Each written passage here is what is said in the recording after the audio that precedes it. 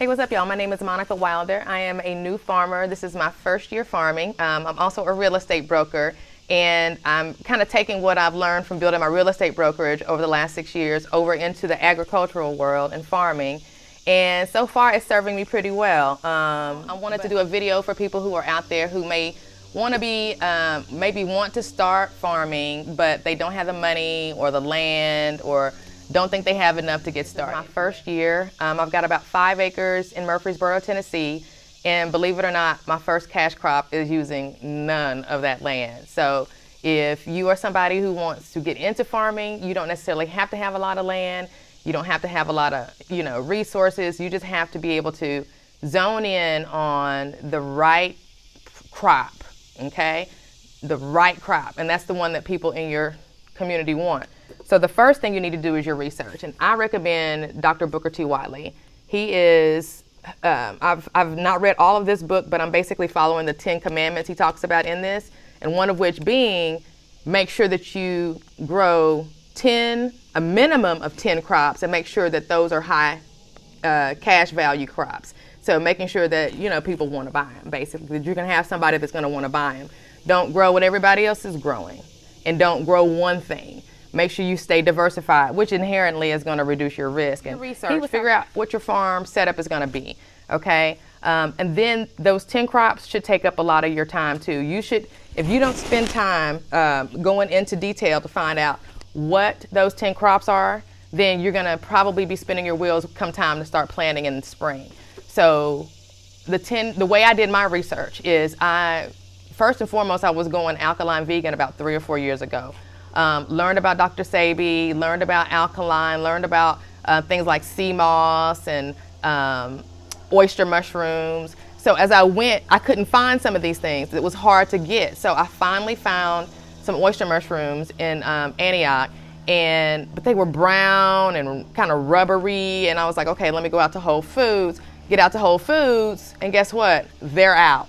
And this was constantly happen over 2 to 3 years. So it made it hard for me to keep pursuing that lifestyle because I still wanted that meat replacement, and that oyster mushroom was it for me.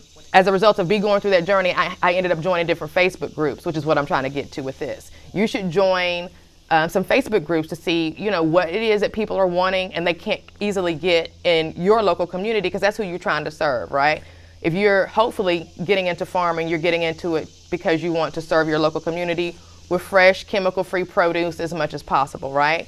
And make a profit for doing that. Or be the aggregator of the producers that are around you in a food hub. You see, you don't have to necessarily be the actual producer.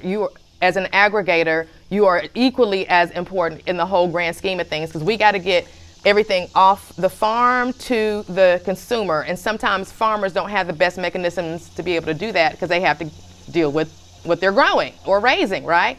So aggregators are so very important. So if you are somebody who could do that, you could really do really, really well, in my opinion. I know I'm going to be doing it on my farm. It's just about knowing who your producers are in your local community. But I digress. Where was I? I can't remember where I was. Groups. Joining Facebook groups, okay? Don't go in there if you are still a meat eater causing no problems, okay? Just go in there respectfully, be a fly on the wall, and, kind of, because it's serious. And here's the other thing. Vegans, some of them are serious, okay? It's a whole different situation with them. And that's fine, okay? Your role is not to change the social dynamic of anything, anybody's perception of anything when you go in these groups. Your goal is to just learn, okay? Learn what it is that, or even vegetarians, that, you get tired of the same 2 or 3 vegetables all the time, and there may be, in some of these groups, someone asking a very random question, hey, does anybody know where you can get this? And then that may send you down a Google and a YouTube rabbit hole, say, how do I grow this? Can I grow this in zone, da-da-da-da-da, and so on and so forth. So involving yourself in these Facebook groups is going to be helpful for that part of the research. But I would get this book first before you started doing all of that, so you can internalize the why behind what you're about to go do, because it's going to be a big task, because there's 10 crops you got to find. Just focus on the one. Don't get overwhelmed and get intimidated about, oh, I got to find 10 crops and I ain't gonna be able to find enough land to be able to do that on. And don't think about it that way. And also too, I got 5 acres that I'm not using any of to sell my crop. I'm not propagating any, I'm processing it here, but I'm going to get my raw materials. That's what I was thinking about from earlier. When I go get my raw materials, I bring it here and I process it. So, but I go to another farm and get my raw materials. So, but it's an agricultural product, it's poop. And I bring it here and we process it and we package it here and then we sell it at the farmer's market and on our website and online. So I'm not even using that 5 acres. So all I need technically is some blenders and some 32-gallon trash cans and theoretically a shed, and I could do this business anywhere. So don't get hung up in farming having to equate to acres on acres on acres. Remember the definition of farming from what the USDA says about any place. That's the key. Any place that should sell $1,000 worth of agricultural products in a given year. So this opens up everything, you know, so you might be thinking, oh, I can't get my farm going right now, but yes, you really can. You just got to start with the research. Don't jump out into just the next thing, goat milk, CBD oil. Don't hop on anything just because you just, you know, feel like, oh, it's cool. Do your research, figure out what it is those 10 crops would be for you. Don't think of a crop as necessarily a stalk of corn. A crop can be goat milk soap. A crop can be fertilizer. A crop can be canned tomatoes, okay? You have to think outside the box. Bringing me to the next thing. I'm glad I said canned tomatoes because that is what we call a value add product.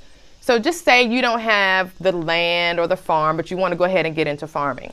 Well, like I say, you can find out who the producers are in your area. Best way to do that is to go to a local farmer's market. I'm pretty sure everybody has a farmer's market somewhere nearby on an odd day of the week during an odd time of day, but go to a farmer's market, figure out who's there, where the produce and vegetables are coming from, get cards, and there you have it. They've got plenty of stuff and you'll have way more than you need to do what I'm about to teach you to do. And this is if you want to do it this way. This is just one of many ways. I could go on forever. So you find out who your producers are, and maybe you're an expert at canning, okay? So now you go get some Georgia peaches when the peach truck comes around, or some blueberries when it's, you know, from this producer because you've gotten them, you know, you connected all these dots and you're getting all this fresh produce. Well, they're not going to make peach preserves, okay? You can make peach preserves and you can go on Fiverr and get a nice little logo and slap it on a label and here you go. But you got to follow your local county health department's ordinances on being able to make food out of your kitchen. Definitely, definitely, definitely. And here's the thing. Once you start doing your research, you'll find out stuff like some entities, or some, not entities, but some localities have this thing like my county has a domestic kitchen certificate. So if you don't have a commercial kitchen, there are some things that you can make out of your kitchen, but you have to go through a specified training before they'll let you do that. $75, okay? So you have to do your research, which one is going to lead to the other. Start with Dr. Watley, because if you don't have a framework for your farm, then all these pieces are not going to have anywhere to sit. They're just going to be floating out in the cytoplasm. And we don't want that. We want them to stick so they can take root, okay? So don't get excited and get ahead of yourself. Don't do that.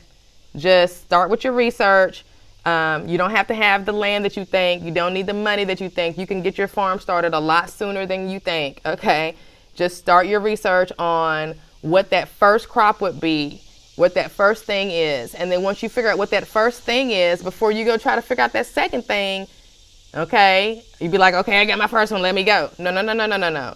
The second thing is understanding your hardiness zone and everything that makes that particular crop happy, and whether or not your hardiness zone is the right place for that. Because before you go on to the second thing, the first thing might have to get scratched off the list because of that, okay? Unless you have the ability to control the environment of the cultivar, which requires infrastructure and sometimes investment of capital. So that's a whole nother video.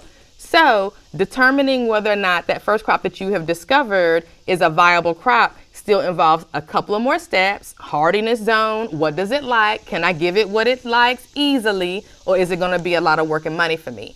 If it's going to be a lot of work and money for me, guess what? I might have to take it off the list and go find another first cash crop. Okay. And then once you get that cash crop and you say it checks off all the boxes, then guess what? Go ahead and find the source. Do it now. Don't wait till February. Don't wait till March to order your seeds. Don't wait. I don't know.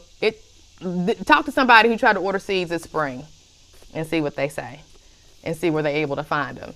But anyway, I didn't talk too long. So anyway, thank y'all for subscribing. I'm so glad you're here. Don't forget to hit the notification bell. I got some really good videos coming up. So if you hit the notification bell, it helps the sister out, and you'll know when the thing and you'll know when the video is posted. That's it. Have a great day. I'll talk to y'all later. Peace. Kitty. Hey, kitty. Where have you been all day? Where have you been all day?